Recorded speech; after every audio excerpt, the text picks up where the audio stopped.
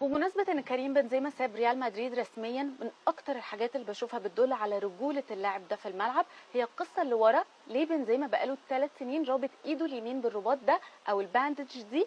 ولو مش عارفة القصة دي تعالى اقولها. في 2019 ريال مدريد كان عنده ماتش مع ريال بيتيس في الدوري، وقتها كريم بنزيما اتعرض لإصابة في ايده اليمين، ومن كتر الألم ما قدرش ان هو يستحمل وغادر المباراة بين الشوطين.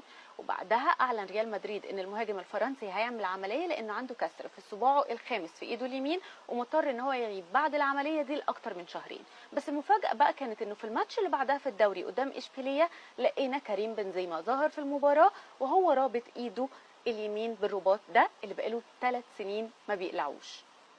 ليه بقى كان لابسه؟ لان اللاعب الرجوله فضل ان هو بعد ما عمل العمليه ما يستناش الشهرين اللي هو محتاجهم عشان يتعافى، وان هو فضل انه يرجع مع فريقه بدل ما يسيبهم من غير المهاجم الوحيد ليهم اللي هو كريم بنزيما.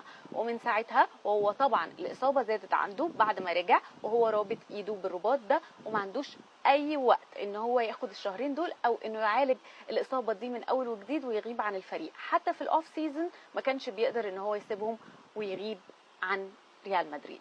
وطبعا الرباط ده بقى حاجه بتميز جدا كريم بنزيما وبقى جزء من شخصيته، لدرجه ان فيفا الفيديو جيم لما جم يعملوا الفيجر بتاع بنزيما عملوه بالرباط ده، واديداس لما جم يحتفلوا بفوز بنزيما بالبالون دور احتفلوا بيها وهم حاطين صوره ايده وهي مربوطه بالرباط ده، تقديرا لحجم معاناته وتضحيته من اجل فريق ريال مدريد. وطبعا واضح جدا حجم المعاناه دي او معاناه الاصابه دي في الصوره دي.